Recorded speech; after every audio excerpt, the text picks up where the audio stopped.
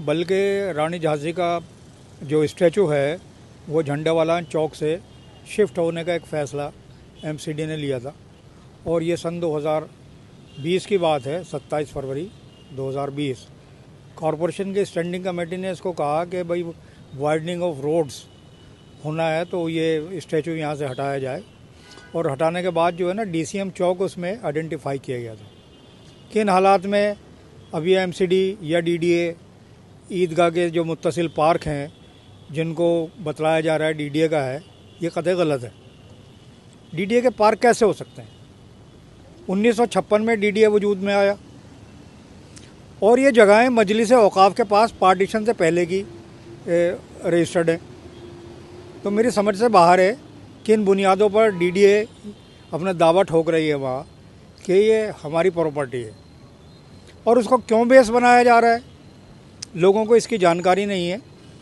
लेकिन दिल्ली के अंदर 1982 के में एशियन गेम्स विलेज हुए थे, उस सिलसिले में दिल्ली को ब्यूटीफाई करा गया और उसी ज़माने में वो जितने भी हम फ्लाईओवर देख रहे हैं वो 82 की देन है।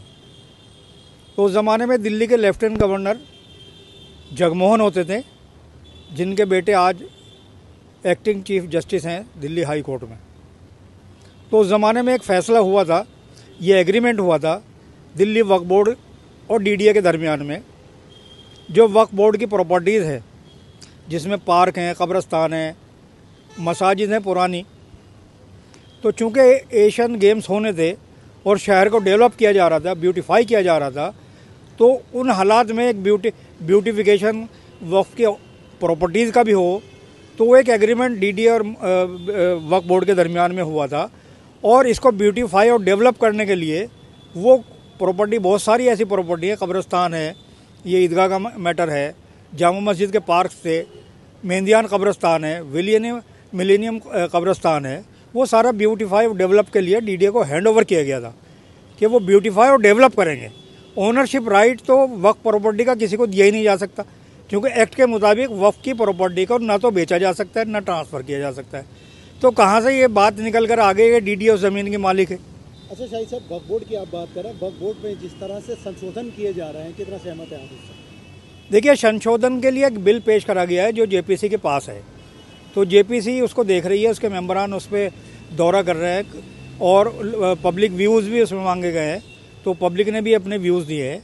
मैं समझता हूँ उसके अंदर जो आधार बनाया जा रहा है अमेंडमेंट के लिए, वो दिल्ली में हमें उसकी एक बानगी देखने को आ गई है यही ईदगाह के मामले में। चूँकि दिल्ली माइनॉरिटी कमीशन के अंदर जिस प्रकार डीडीए का सबमिशन हुआ, वक्फ बोर्ड के सबमिशन हुए कि यह प्रॉपर्टी 79,000 के आसपास ईदगाह के पास है, और आज एक नया हलफनामा जो है वक्फ बोर्ड दे देता है, खसरा नंबर 11 जो 31,000 गज़ के आसपास बतलाई जा रही है, वो बिल्टअप स्ट्रक्चर है। वो हो सकता है वो मतलब एक 11 नंबर खसरे पे इतनी जगह हो और उसको वक्फ बोर्ड ने कह दिया कि यही हमारी प्रॉपर्टी है, लेकिन जो इसके इतराफ़ की लैंड है तो वो कैसे डीडीए की हो जाएगी? वो खसरा नंबर 8, 9, 10, 11, 12 तक फैले हुए हैं। वो हम उसका खाता खतौनी वगैरह जो है वो सब निकलवा रहे हैं, और दिल्ली हाई कोर्ट में कल इसकी डेट है, 27 तारीख में इसकी सुनवाई होनी है। लोगों को सोशल मीडिया के माध्यम से कुछ नाम नियाद लीडर ये अफवाहें फैला रहे हैं कि डीडीए की लैंड है, डीडीए की लैंड है। डीडीए की लैंड आपको किसने कह दिया? यह 1956 में डीडीए का वजूद हुआ है।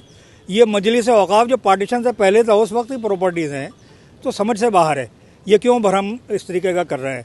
जब एक लीगल मैटर कोर्ट के अंदर विचाराधीन है तो इस पर इस तरीके की टिप्पणी नहीं करनी चाहिए कि विधानसभा चुनाव तो नज़दीक है, लेकिन मौजूदा हालात में भी दिल्ली की एक असेंबली है, यहाँ दिल्ली में एक मुख्यमंत्री है, उसकी कैबिनेट है, उसका कैबिनेट जो है एक चपड़ासी भी भर्ती नहीं कर सकता है, नई विधानसभा का प्रारूप भी वही होगा। तो मैं समझता हूँ इतना बड़ा जो खर्चा दिल्ली का होता है, सरकार का होता है, पॉलिटिकल पार्टीज़ का होता है, तो क्यों किया जा रहा है? जब सारी चीज़ें जस की तस चलनी है और सारी पावर नॉन इलेक्टेड जो दिल्ली के लेफ्टिनेंट गवर्नर हैं उनके हाथ में, तो क्यों फिर ये पब्लिक को बेवकूफ़ बनाया जा रहा है? दिल्ली का विकास कहाँ हो रहा है? कोई चीज़ होती है तो उसको एलजी साहब करेंगे। चलो, हमें आम जनता को ये लेना देना नहीं है, वो काम मुख्यमंत्री करेगा, दिल्ली का लेफ्टिनेंट गवर्नर करेगा। विकास होना चाहिए। आज जिस तरीके की वक्फ बोर्ड की प्रॉपर्टी को मतलब उसमें ऑक्युपाइड करने की कोशिश की जा रही है। और ये जो एक हलफनामा दिया गया है वो औकाफ की तरफ से कि साहब 31,000 गज जगह सिर्फ उसकी ईदगाह की है। मैं एक बात आपके माध्यम से, आपके चैनल के माध्यम से ये कहना चाहता हूँ, दिल्ली के जो लैंड है या कहीं की भी जो लैंड है उसका लैंड रिकॉर्ड एक पटवारी रखता है, ड्राफ्ट्समैन रखता है, सिविल इंजीनियर रखता है।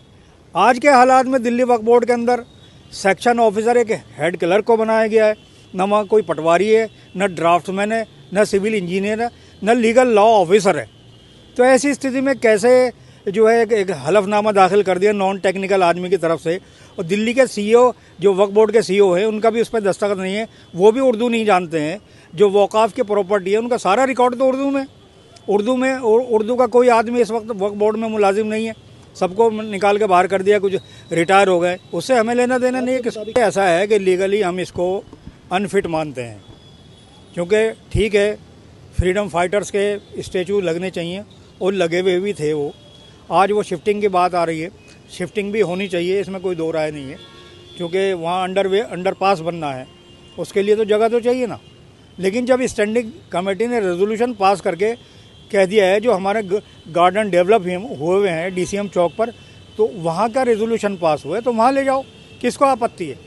आप अननेसेसरी किसी की प्रॉपर्टी को कब्जा करके वहाँ ज़बरदस्ती लगाना चाहते हैं। तो इस बात को लेकर चूँकि ये लीगल मैटर है और लीगल मैटर में भी जिस तरफ अब इसका रुख मोड़ दिया गया है, अब ये मूर्ति स्टैचू ना लगे या लगे वो इशू नहीं रहा। इशू ये है कि अब वो टाइटल केस में तब्दील हो गया है। वो लैंड जो है वो उसका टाइटल डिसाइड होगा, और टाइटल डिसाइड करने के लिए एक ही अथॉरिटी है जो वक्फ ट्रिब्यूनल कहलाती है।